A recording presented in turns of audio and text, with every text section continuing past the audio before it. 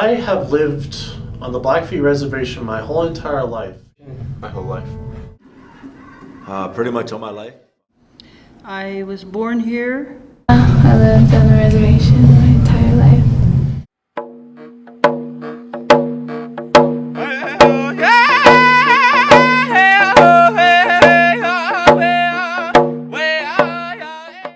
Honestly, I don't think that the current tribal government doesn't really benefit the people here, just because of the decisions they make, and they don't really look out for the people, they just look out for themselves.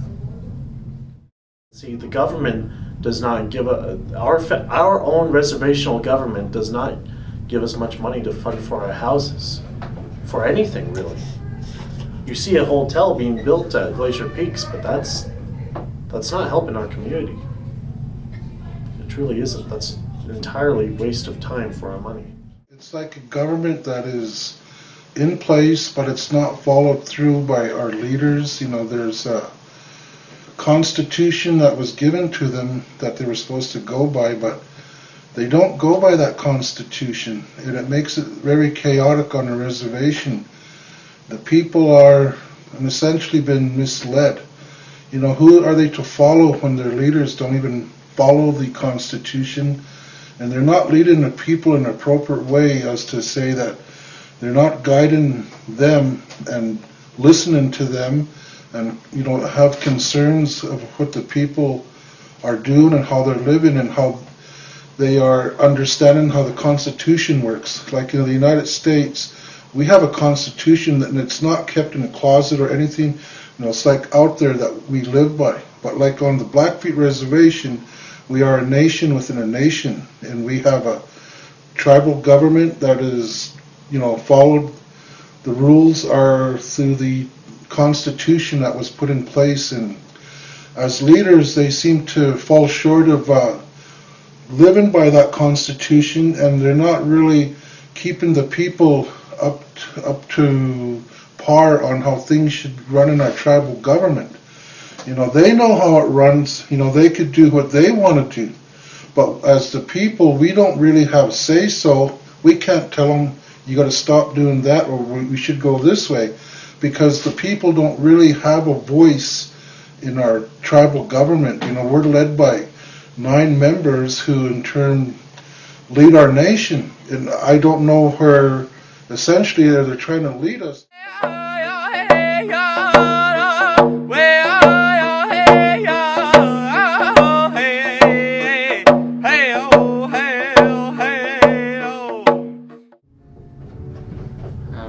Dogs running around, not on leashes,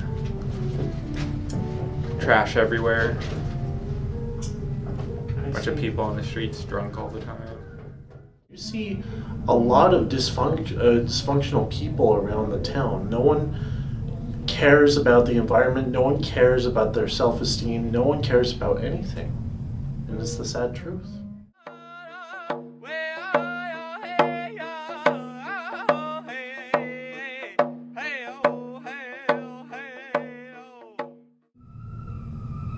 So what are some of the problems they face? Learning problems, no motivation from their families, and thinking they can just do whatever they want is a wrong way to be brought up. Okay, would you say that they're discouraged with leading successful lives? A majority of them, yes. Okay, They come from families with, you know, alcoholic backgrounds, drug backgrounds, and it affects them. honestly, I think poverty affects the youngest, like the young ones, around 9, 10, because, you know, then mostly because of alcohol. You know, their parents not really trying much, or their parents didn't get out there to like get an education to pay for them, and they're not old enough to do stuff on their own. So that's honestly the age group I'd go with. I believe the children on the reservation are affected in a lot of ways. You know, they got to struggle in our school system. That's one way.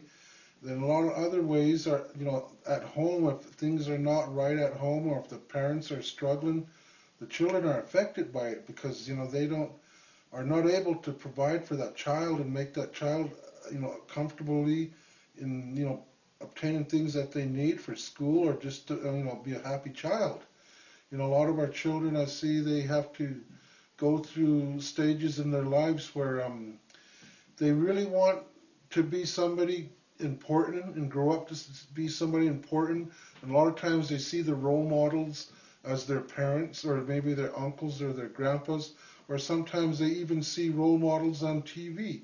What influences that child? That child wants to have a part of that, and he wants to obtain a lot of his knowledge from the role models, that give that child a better person, and mold him into a unique person, and then that child's going to approach the world, and when he approaches the world, and if he is lacking a lot of things that child needs as he's upbringing, if his parents had a hard time raising his child, and the finances weren't so strong, and the child had to go elsewhere to look for his needs, or he might steal or get into drugs, and he'll go off the path. And it's because our children are affected by so much. And then when we send our children to the school system, we got teachers in there that are just not being on that child's level. They're not understanding what that Native American child thinks. And Native American people are different from the European people. We've got a whole different way that we look at life. Our life kind of has a connection to the spirit world in a sense, that makes us have a good, healthy, strong spirit about ourselves, because our parents and our great-grandpas, they were always taught good things, and it was always positively sent down to that child, because they want that child to grow strong and be a great warrior, and and the ladies grow up to be strong women, because that's how they felt that they needed to be. But if you deprive them of a lot of things that they don't have, well, then they're not going to grow up strong. And I see that our Native children, they're deprived of a lot of things that they should have, so that they could be stronger and they could develop our nation as they grow older into adults. They could bring, make things more stronger on the reservation, and they can help other children,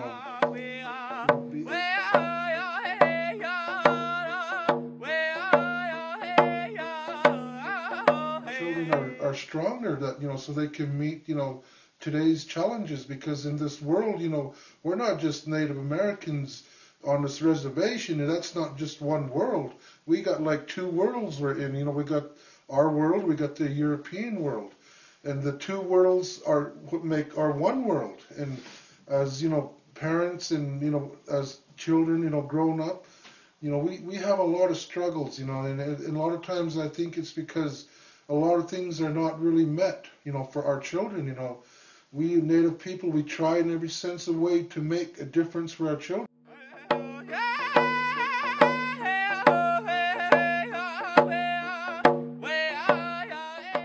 Well, for starters, I'm just thinking about myself, okay, where I live. The drug dealers, the housing, they make us toe the line. I had a dog, had it chained up all the time. But the drug dealers, they don't seem to do anything about them. People as individuals, they're okay, but if you get them in groups, they're not the best people.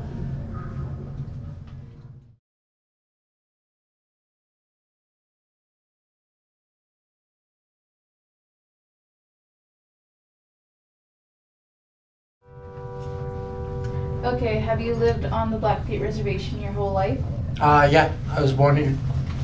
Okay, are you an enrolled member of the Blackfeet tribe? Yeah. Would you say that the Blackfeet government benefits the Blackfeet people? I honestly do. Like, we have so many privileges, like IHS, and of course we get a biannual per capita.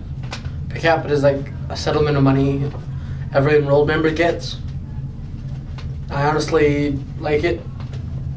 I think our government is doing an okay job. They could be doing a lot better, but they're doing what they can. Okay, so you think that there can be some improvements, but they're okay. Yeah. Okay, So what has the current tribal government done for you or failed to do? Like I said earlier, they've given me IHS, and IHS is Indian Health Service. It's basically like free medical care. Like anywhere else, my family would have to have health insurance. If I got sick or if I got hurt, we would be paying out of our pocket for me to get better. Here, it's free as long as we're enrolled or we can prove our descendancy. You're aware of the poverty on the Blackfeet reservation. Yes. Okay. So who would you say it affects? I would honestly say it grows in patches. It grows from birth to 10 years old, but then from 10 to 18 you're fine, and from 19 to 25 you're at that stage again. From birth to 10 years old, you're trying to find yourself, you're trying to grow, but how can you grow when all you see is negative things around you? I see positive and negative things, but lately I've been seeing nothing but negative.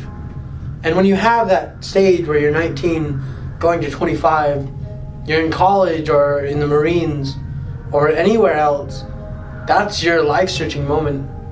That's where you're finding yourself. I'm going to college. Some of my friends are going to the Marines.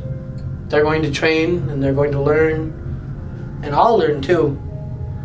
But what I'm learning to do is I'm learning to come back to a reservation. Not to leave, but I want to come back and help. To make this place better. That's what I want to do.